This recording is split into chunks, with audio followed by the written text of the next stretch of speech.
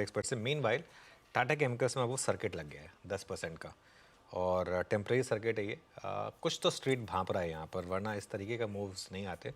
Obviously कल ये था हमारी स्पॉटलाइट में, और कल इसका हमने जिक्र इसलिए किया था कि इसका नाम भले ही टाटा केमिकल्स है, लेकिन इसका जो असली री रेटिंग प्ले है वो उसकी जो लिथियम बैटरी है उसकी वजह से है। और वो कल क्योंकि टाटा मोटर्स न्यूज़ में था, इसके लिए चला था कल, और आज इस तरीके से मूव आया 10% ऊपर, तो कुछ तो स्ट्रीट प्राइसिंग करने की कोशिश कर रहा है यहाँ पर। हमारे पैनल को गुड आफ्टरनून। गाबा सर, इस समय के pick. Good afternoon to you. इस समय का पिक है जो वीरू ने बात की, वो है डीवी स्लैब। उसका रीजन ये है कि 5 दिनों का जो सेटअप है, एक रिवर्सल सेटअप, और आज एक कंफर्मेशन कह सकते हैं मिल गया, इनिशियल कंफर्मेशन इंटरडे में। ट्रेड करा है 3541 पर, स्टॉप लगाना चाहिए 3500 डीवी स्लैब पर। इसका जो फर्स्ट टेक्निकल टारगेट है वो 3600, लेकिन लगता नहीं वहां रुकेगा।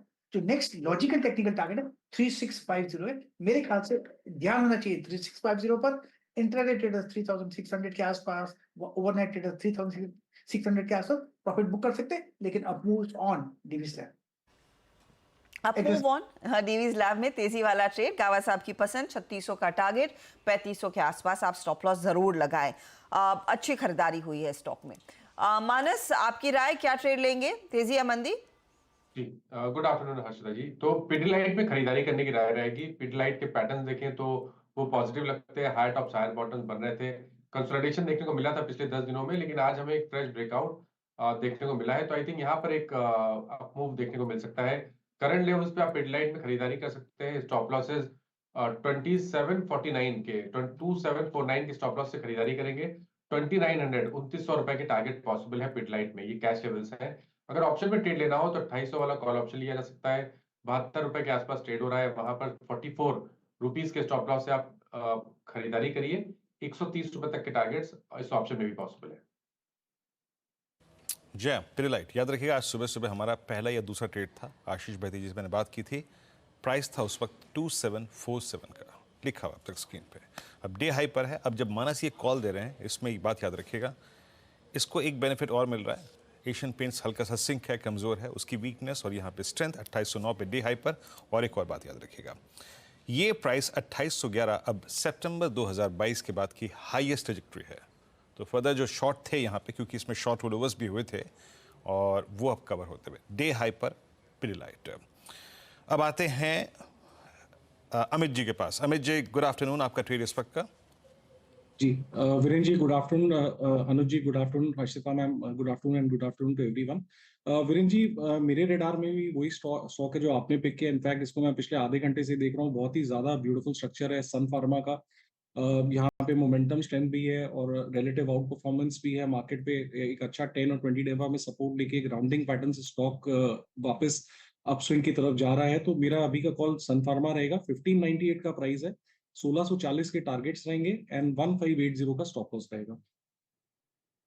तो ये हो गई अमित जी की पिक इस समय। राजेश सतपुते को जोड़ लेते हैं। Rajesh ji, good afternoon. आपकी trade? Good afternoon Anuj ji and good afternoon everyone. Anuj ji देखिए, नजर मेरी है टाइटन पे। अगर आप इसका स्ट्रक्चर देखें तो एक फ्लैग फॉर्मेशन का ब्रेकआउट है, और ब्रेकआउट का जो टारगेट बनता है वो है 3850 एंड सेकंड टारगेट 3880। तो it's a buy in Titan. Your stop loss should be at 3760, 3760 का स्टॉप लॉस रखे और टाइटन बाय करे। 3850 के लिए मौके तेजी के बनते हुए दिखाई दे रहे। विकास सालुंके, गुड आफ्टरनून। आपका ट्रेड? गुड आफ्टरनून हर्षिता जी। मेरा पहला बाय कॉल रहेगा इटका लैब। इटका लैब में एक अच्छा मूव वापस आज लास्ट के हाफ एन आवर में देखने मिला है।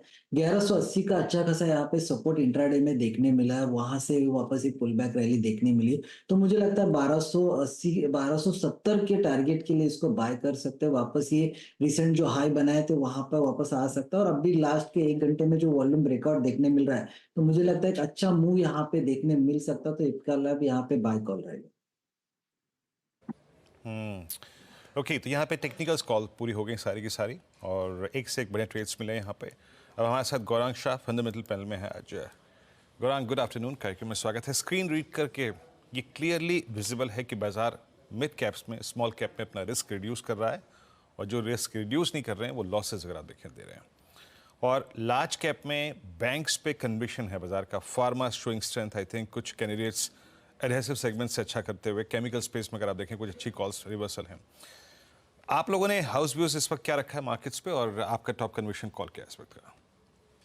धन्यवाद वीरेंद्र आपका, और आप सभी को प्रणाम और शुभ दिन हमारे तरफ से। तो वित्तीय क्षेत्र वाकई काफी दिलचस्प लग रहा है, और जिस प्रकार से कुछ समय से निजी क्षेत्र की बैंक में रुझान थोड़ा बहुत कमजोर था, आज वहां पर गति ऊपर की तरफ दिख रही है।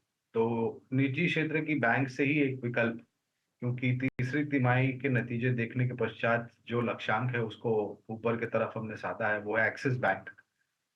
मौजूदा स्तर से खरीदारी की राय है, पहले भी थी, और लक्ष्य के रूप में अगर आप हमें पूछते हैं, अगर समय की पाबंदी नहीं है और थोड़ा बहुत समय दे सकते हैं आप लंबी अवधि का, तो करीबन 1350 से लेकर के 1400 के लक्ष्य हमने निर्धारित किया। और हमें लग रहा है कि अप्रैल के दूसरे हफ्ते में चौथी तिमाही के नतीजे आना शुरू हो जाएंगे, आगाज हो जाएगा। तो वित्तीय क्षेत्र पूरा, सरकारी बैंक, निजी क्षेत्रीय बैंक और मजबूत एनबीएफसीज के नतीजे अच्छे आने का अनुमान हम लेकर के चल रहे हैं।